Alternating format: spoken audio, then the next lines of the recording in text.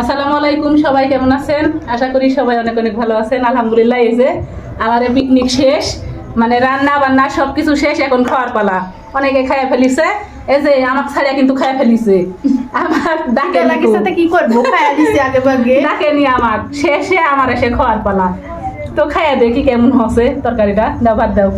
তো আপনি কিন্তু খড়ি অল্প দিছেন, ভাত অল্প দিব নাকি আপনি বলেন তো?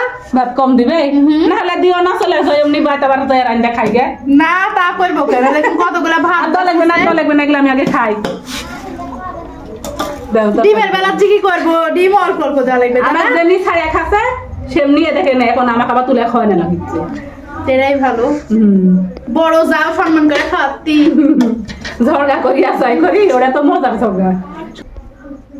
ঝগড়া করলেও সবার মিল আছে। বিসমিল্লাহ। হ্যাঁ বলেন, কেমন হচ্ছে ঘাটি? ডিম দিয়ে আলুর ঘাটি অত স্বাদ হয় না। মাছ দা হলে বেশি স্বাদ। হ্যাঁ, মাছ দিয়ে আলুর ঘাটি বেশি স্বাদ হয়। আর ডিম দিয়ে ডিম খালে তো তরকারি স্বাদ শেষ। ডিম তো আর ভাঙ্গে না, যে ভিতরে কিছু যায় না, গোটা গোটা ডিম যা হচ্ছে এটাই আলহামদুলিল্লাহ।